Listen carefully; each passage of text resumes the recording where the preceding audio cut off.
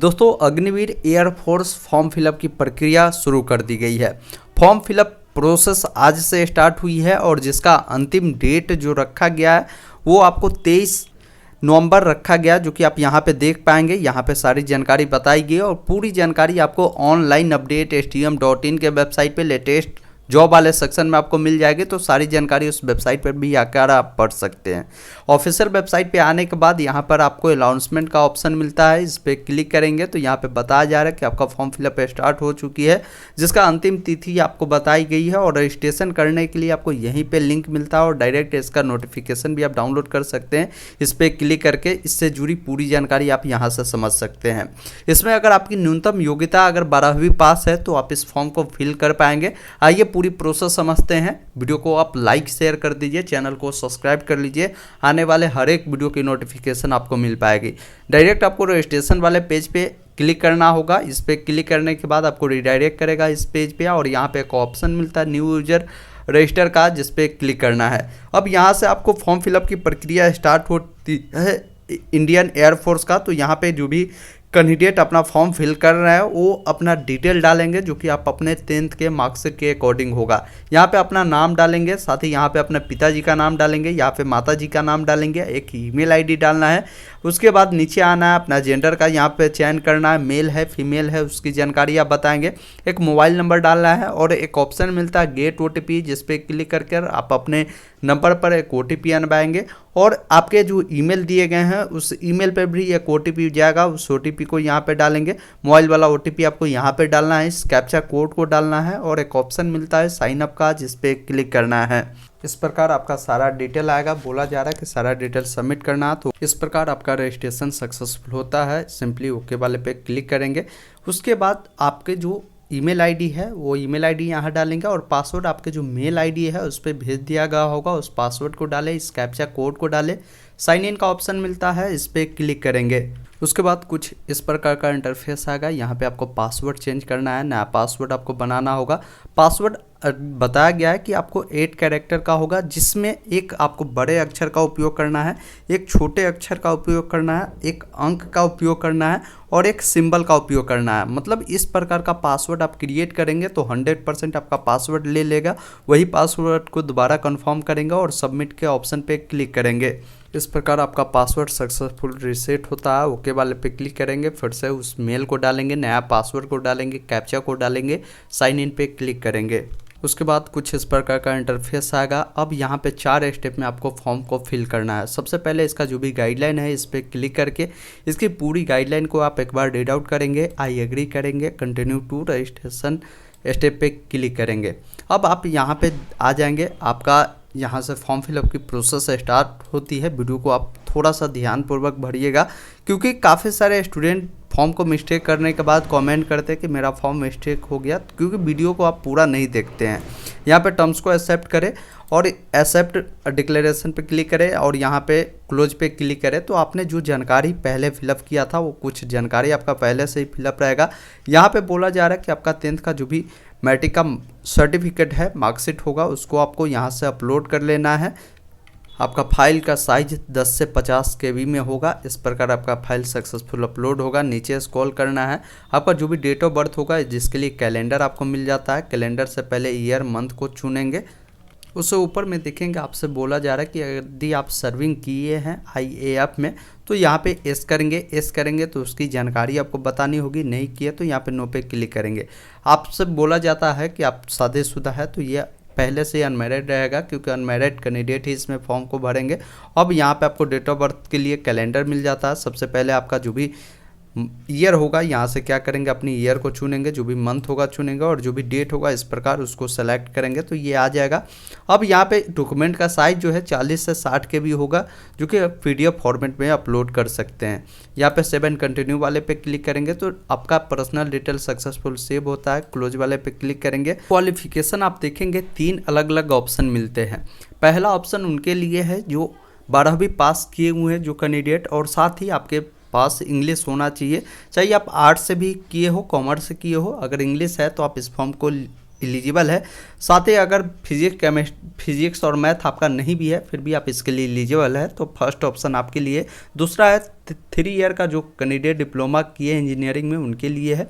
और third option 2 year का vocational course किए हुए विदाउट नॉन वोकेशनल सब्जेक्ट जैसे फिजिक्स एंड मैथ, तो भी आप एलिजिबल है। तो आप अपने क्वालिफिकेशन के अकॉर्डिंग इसको चयन करेंगे। और नीचे में आपसे बोला जाता है जिस प्रकार की क्वालिफिकेशन आप यहाँ पे फुलफ़िल करते हैं, तो जैसे हमने 12th अप्लाई किया है तो यहाँ पे बोला जा रहा है कि 10+2 अगर आपने पास आउट किया मिनिमम 50% मार्क्स के साथ, तो आप यहाँ पे एस करें। अगर उससे कम है तो यहाँ पे आप नो पे क्लिक कर सकते हैं।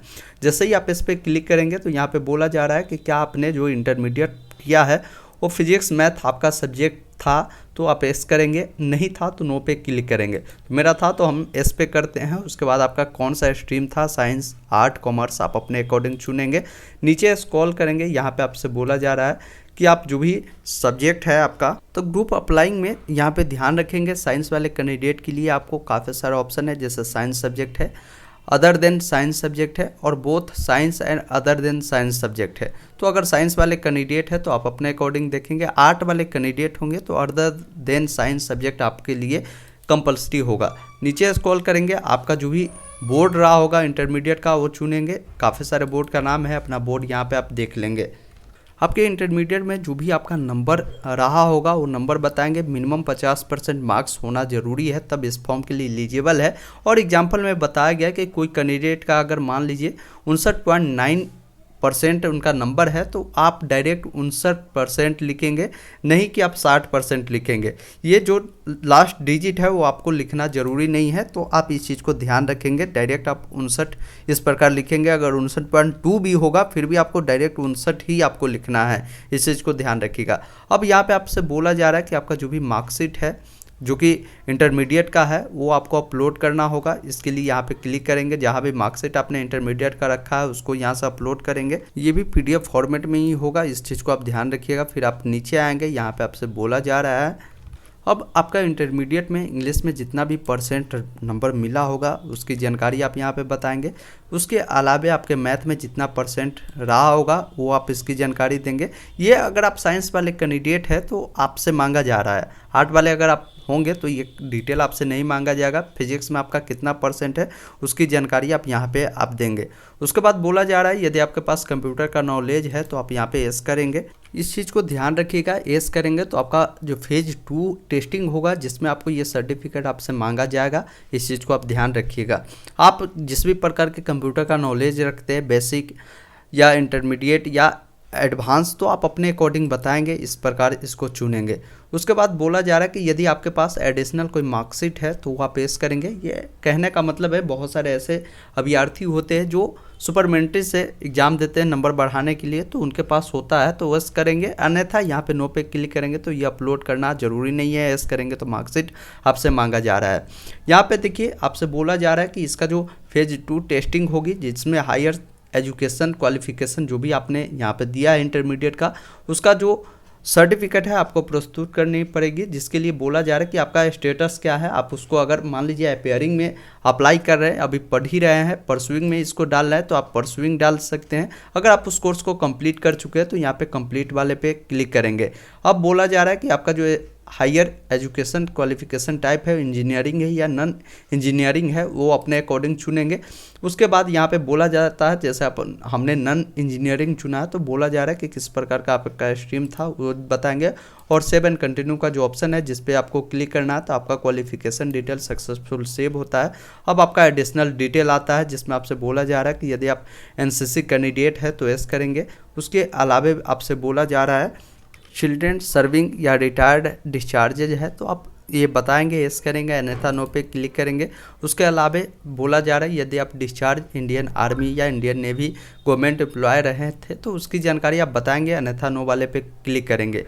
अब यहाँ पे कुछ जानकारी फिजिकल के रिगार्डिंग आपसे पूछी जाएगी। आपके बॉडी में किसी भी प्रकार के विजिबल कोई परमानेंट मार्क्स हो सकता है, कहीं कट्टा का हो सकता है, उसकी जानकारी आप यहाँ पे मेंशन करेंगे। अगर नहीं है तो यहाँ पे नो मार्क्स आप यहाँ पे मेंशन कर सकते हैं। आपकी हाइट कितनी है वो आप सेंटीमीटर में बताएंगे। साथ ही आपकी चेस्ट कितनी है वो सेंटीमीटर में बतानी है। उसके अलावे पूछा जा रहा है वेस्ट साइज कितना है वो बताएंगे, और साथ ही आपका शूज साइज कितना है उसकी जानकारी आप देंगे। फिर नीचे आएंगे एडिशनल स्किल के बारे में बोला जा रहा है। यदि आप ड्राइविंग जानते हैं तो यहाँ पे एस कर सकते हैं, जानते हैं तो किस प्रकार का आपके पास ड्राइविंग का टाइप है वो आप यहाँ पे चुनेंगे। बहुत सारे लोगों के पास जिस प्रकार के ड्राइविंग लाइसेंस होंगे उसकी जानकारी आप यहाँ पे मेंशन करेंगे। कैटरिंग का अगर आपके पास क्वालिफिकेशन है, कोई सर्टिफिकेट है तो उसकी जानकारी देंगे, अन्यथा नो पे क्लिक करेंगे। यहाँ पे बोला जा रहा है कि यदि आप नॉलेज रखते हैं इंफॉर्मेशन टेक्नोलॉजी का तो आप यहाँ पे एस करेंगे, अन्यथा नो पे क्लिक करेंगे। अकाउंटिंग का नॉलेज रखते हैं तो एस करेंगे, अन्यथा नो पे क्लिक करेंगे। उसके अलावा अदर आपके पास कोई स्किल है तो वो आप यहाँ पे लगा सकते हैं, एक्सपीरियंस है वो भी लगा सकते हैं, अन्यथा नो पे क्लिक करेंगे। गेम या स्पोर्ट में आपके पास किसी भी प्रकार के कोई ऐसा सर्टिफिकेट या कुछ आपने पाया है तो उसकी जानकारी देंगे, अन्यथा नो पे क्लिक करेंगे। और एक ऑप्शन मिलता है सेव एंड कंटिन्यू का, जिस पे क्लिक करेंगे। अगला डिटेल आ जाता है कम्युनिकेशन डिटेल, जहाँ पे आप अपना एड्रेस मेंशन करेंगे, जो कि परमानेंट एड्रेस जो भी होगा आप बताएंगे। हाउस नंबर या वार्ड नंबर मेंशन कर सकते हैं आप, जिस भी राज्य से इस फॉर्म को फिल कर रहे हैं उस राज्य को चुनेंगे। आपका जो भी जिला होगा जिला को चुनेंगे, तहसील को चुनेंगे, विलेज को लिखेंगे, पोस्ट ऑफिस को लिखेंगे। नीचे आएंगे आप अपना पिन कोड को डालेंगे। अगर किन्हीं का करस्पॉन्डेंस और परमानेंट दोनों सेम है तो यहाँ पे टिक आउट करेंगे, अन्यथा ये डिटेल आपको डालनी है। और एक ऑप्शन मिलता है सेव एंड कंटिन्यू का, जिस पे क्लिक करना है। अब बारी आती है आपको फ़ोटो और सिग्नेचर अपलोड करने का। फ़ोटो अपलोड करेंगे तो इसकी गाइडलाइन आप देख लेंगे। गाइडलाइन में स्पष्ट क्लियर मेंशन किया गया है कि फोटोग्राफ जो भी कैंडिडेट अपलोड करेंगे ब्लैक स्लेट लेकर, जिस पे आपकी नाम और जिस डेट को आपने फ़ोटो क्लिक कराया वो डेट मेंशन होनी चाहिए, इसको अपलोड करेंगे। सिग्नेचर अपलोड करना और थंब का जो यहाँ पे सिंपल बताया गया इस प्रकार का थंब इम्प्रेशन आपको डालना है। यहाँ पे टर्म्स को एक्सेप्ट करना है, जिस पहले से इस फॉर्म को फिल कर रहा है वो पहले डालेंगे और सेव एंड कंटिन्यू पे क्लिक करेंगे। तो इस प्रकार आपका ये फॉर्म फिल होता है। अब आप सेकेंड स्टेप में आएंगे, जहाँ पर आपको सिटी का चयन करना होगा, इस पर क्लिक करेंगे। जहाँ भी आप प्रेफरेंस के तौर पर जो सिटी आप देना चाहते हैं उसका नाम आपको देखने को मिलता है, इसमें से आप खोज लेंगे। जहाँ भी आपको देना है उसको पहले यहाँ से आपको क्लिक करना है, तो इस प्रकार ये ऐड होता जाएगा। तो जितने भी आप सिटी ऐड करना चाहते हैं ऐड करेंगे। मिनिमम आपको 5 सेंटर चुनना ही होगा, इस प्रकार चुनेंगे। इसको अप और डाउन भी कर सकते हैं। सेव एंड कंटिन्यू पे क्लिक करेंगे, आपका ये सेंटर प्रेफरेंस सेव होता है। अब नीचे आएंगे, फेज 2 के लिए भी आपको सेंटर यहाँ पे चुनना है। तो जो भी आप सेंटर यहाँ से चुनना चाहते हैं यहाँ पे देख पाएंगे, उसको इस प्रकार चुनना है। इस प्रकार आप सेलेक्ट कर लेंगे और यहाँ से इसको भी जो है आप सेव कर सकते हैं। इस प्रकार आपका ये भी सेव हो जाता है। उसके बाद और इसको सेव प्रेफरेंस पे क्लिक करेंगे तो आपका प्रेफरेंस यहाँ से सेव होगा। अब यहाँ पे होम का जो बटन मिलता है सिंपली इस पर क्लिक करेंगे। अब आपको इसका पेमेंट करना होगा, जिसके लिए ऑप्शन मिलता है मेक पेमेंट, जिस पे आपको क्लिक करना है। और यहाँ पे आपका सारा डिटेल आएगा प्रीव्यू के तौर पे, वो सभी डिटेल को आप मिलान करेंगे। उसके बाद इस फॉर्म को आप चाहे तो डाउनलोड करके भी रख सकते हैं। उसके बाद पेमेंट करने के लिए आई एग्री करें, कंटिन्यू टू पेमेंट के जो ऑप्शन मिलते हैं जिस पे क्लिक करेंगे। और यहाँ पे पेमेंट का आपका गेटवे मिलता है। पेमेंट अगर मान लीजिए आपको क्रेडिट कार्ड, डेबिट कार्ड, अगर मास्टर वीज़ा इस प्रकार का नेट बैंकिंग या कार्ड है तो इससे भी आप कर सकते हैं, या आप चाहे तो यूपीआई के माध्यम से भी कर सकते हैं। तो आप मेथड को चुनेंगे और एक ऑप्शन मिलता है पे का, जिस पे क्लिक करेंगे। तो इस प्रकार आप पेमेंट मेथड को कंप्लीट करेंगे और इसका जो प्रिंट आउट है आप यहाँ से ले पाएंगे।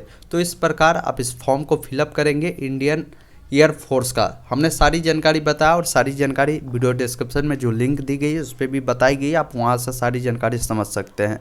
वीडियो कैसा लगा कमेंट करके ज़रूर बताएं। वीडियो देखने के लिए बहुत बहुत धन्यवाद।